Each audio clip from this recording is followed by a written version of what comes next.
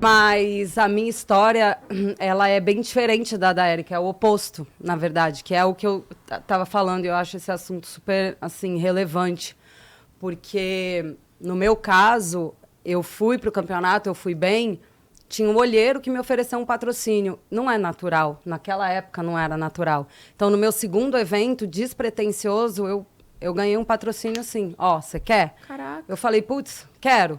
E aí, já com patrocínio, eu comecei a correr o circuito brasileiro. E aí eu fui campeã brasileira.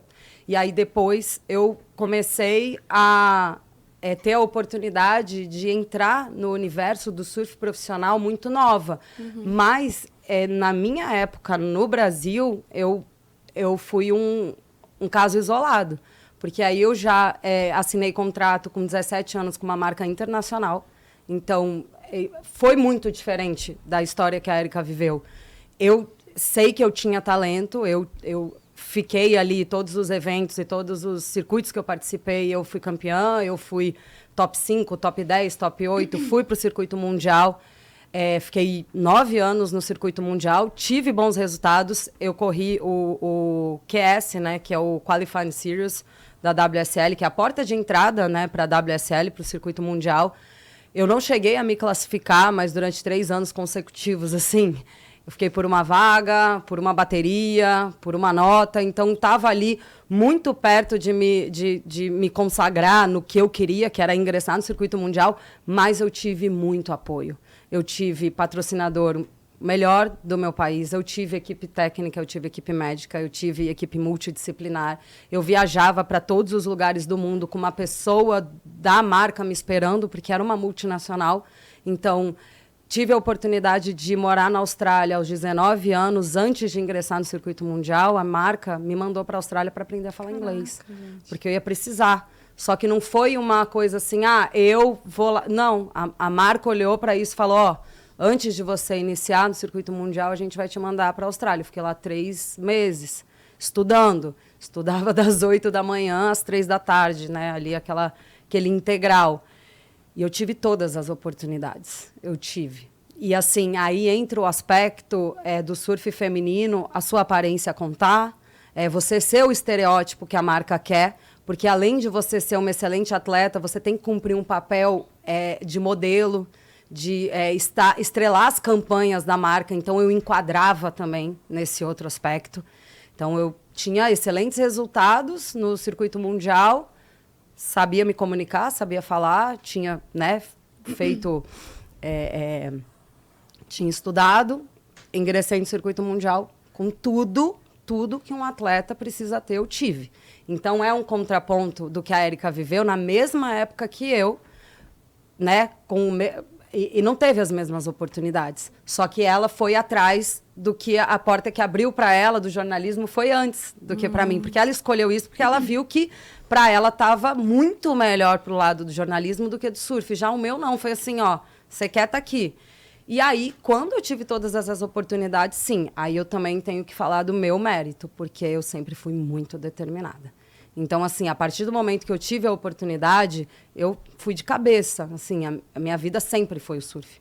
Sempre. Antes como um estilo de vida e depois que eu tive a oportunidade de me tornar profissional aos 15 anos, eu só fazia isso da minha vida em tempo integral e eu levei muito a sério. E eu fiz tudo que estava ao meu alcance, eu batalhei, tipo assim, bastante para ter resultado, para ter sucesso e também para não entrar naquele aspecto de eu tenho patrocínio porque eu sou bonita. Eu tenho oportunidades porque eu tenho o estereótipo que se quer. Eu sei que eu tinha, mas eu também tinha muito talento. Mas então, você já enxergava isso ou só depois era que muito você... nítido. Claro. Era muito nítido. E era nítido para todo mundo que fazia parte, tanto para quem tinha talento e não tinha oportunidade por conta disso, quanto para quem tinha oportunidade. E eu sei que os patrocinadores e todas essas oportunidades que eu tive foi por causa dessa mescla. Só que a partir do momento que a oportunidade apareceu, eu também mostrei realmente o meu valor e o porquê eu estava ali. Porque eu não acredito que nada seja por acaso. E eu sei o quanto eu batalhei, o quanto eu era merecedora daquilo. Mas muitas vezes eu me perguntava. Porque entre a gente, entre as amigas, assim, Pô, pra você é muito fácil, entendeu? E eu falava, pô, peraí, não me descredibiliza também. Eu também tenho esse talento, eu também tô aqui. Então, assim, a competição em si, não vai ser uma menina bonitinha que vai ganhar. Você vai ter que ganhar na bateria. Mas o meu caminho, sim, ele foi mais fácil. Cara, nossa, mas calma, que agora deu pano pra muita pergunta. Porque uma das... Eu não sei se eu faço todas de uma vez. Não, vai, taca ali. Eu quero saber muitas coisas. Tipo, primeiro eu quero saber... Isso já me linkou com o seu projeto, né? Que é o Surfistas Negras. Que já te coloca também nessa... Queria que você explicasse um pouquinho, porque eu acho que vocês duas têm isso em comum, né? De, tipo, assim... Pegar toda essa história e inspirar outras mulheres e fazer o máximo pelas próximas gerações. Cada uma no seu contexto, na sua realidade. Mas esse projeto é muito legal. Acho que primeiro eu vou perguntar do projeto, porque deu o link aí pra gente saber mais. Então, o Movimento Surfistas Negras surgiu oficialmente em 2019 por conta desse questionamento e desse entendimento que eu tive já tarde sobre essa estrutura da nossa sociedade que é racista e que isso também refletia no surf. Então, eu passei anos da minha vida surfando sem patrocínio e vendo outras meninas parecidas comigo e meninas nordestinas que surfavam pra caramba e também não tinham patrocínio, passavam por dificuldades. Eu falava, pô, por quê? Falta de sorte e tal. E depois eu comecei a entender. Não é o padrão. Não vai ser a modelo da marca. As marcas, naquela época, era isso que a Claudinha falou. Precisa ser modelo e surfista, tal. E aí eu comecei a entender, né? Fui tendo meu letramento, estudando, eu percebi que era o racismo. Eu falei, cara, principalmente o racismo. E o universo, a galera do surf não fala sobre isso. Então, eu comecei a me encorajar nos últimos anos, né? E movimentos como Surf Feminino Sim, que eu e a Claudinha fazíamos parte juntas, que era um movimento feminista de surf para lutar pelos direitos das meninas, por campeonatos, numa época que teve o hiato dos eventos.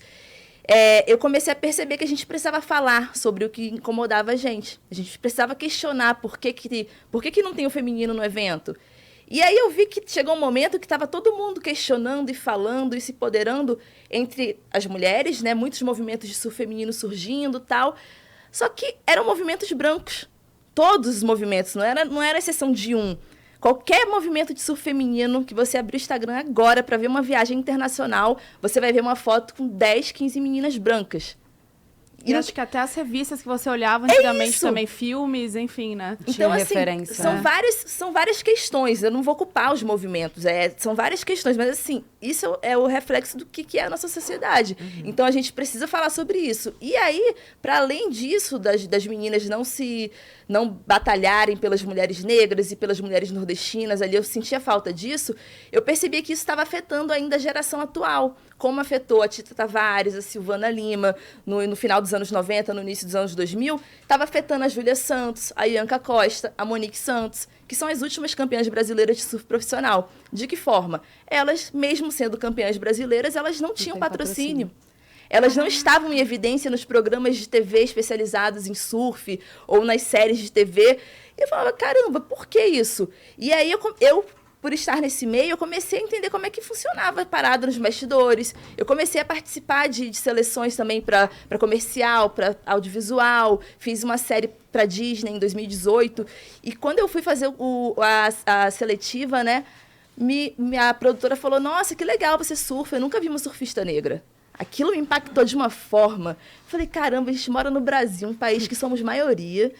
Tem um monte de menina negra que surfa pra caramba, que são campeãs brasileiras e a galera não conhece. Então, o que eu fiz? Eu vou criar um movimento, Surfistas Negras, para dar uma visibilidade para essas meninas, para ser uma vitrine. E aí eu usei o Instagram, que é uma plataforma gratuita, inclusive sigam, @Surfistas Negras, aproveitando para fazer aquele jabá.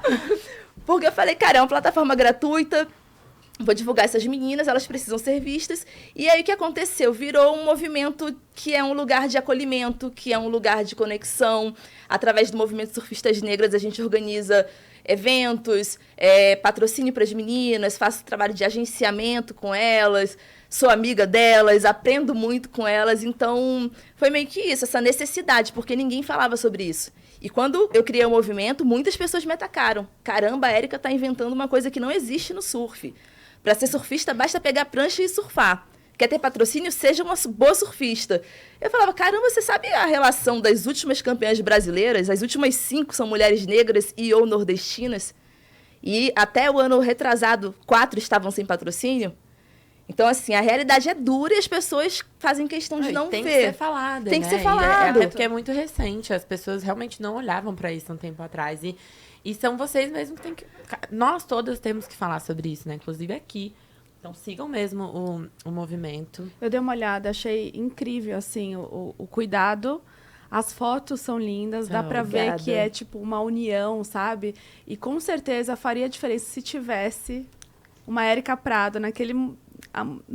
Quando você começou. Exato. Sabe, se tivesse uma oportunidade dessa, com certeza poderia ter mudado a sua visão, a sua vida, né? Se tivesse uma Érica Prado te ajudando. Exato. Na verdade, tinha, só que ela estava invisibilizada. Sim. Que é uma surfista maravilhosa que se chama Nuala Costa, que tem um projeto TPM Todas para o Mar, que é uma surfista negra pernambucana incrível. Ela já batalhava por isso, mas ela não tinha a abertura que eu tenho. Naquela época não tinha Instagram, então... invisibilizaram a gente durante muito tempo. E agora as coisas estão mudando, graças a Deus. Mas ainda tem questões, a gente ainda precisa falar sobre isso, porque a atual campeã brasileira está sem patrocínio. Por quê? Patrocinadores. Patrocinadores. Cadê? Quem que é a atual campeã? Monique Santos. Sabe, uma mulher negra, nordestina, inteligentíssima, bonita, surfa pra caramba, campeã brasileira e tá sem patrocínio. Nossa. Não pode. Difícil, né?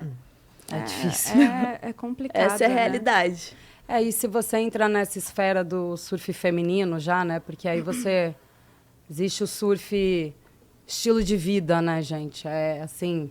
Por isso que eu acho que o surf também, ele é tão mágico, porque ele é um estilo de vida que muitas pessoas se beneficiam disso, né? A Raquel mesmo, ela é prova disso, né? Desde que o surf entrou na vida dela, a transformação que isso causou, enfim, em tudo. Tem um impacto muito grande para quem realmente consegue experimentar, sabe? A energia do mar, você conseguir fazer o seu ritual, você, antes do trabalho, ir pegar sua onda, fazer sua meditação. Assim, é realmente água salgada, água sagrada.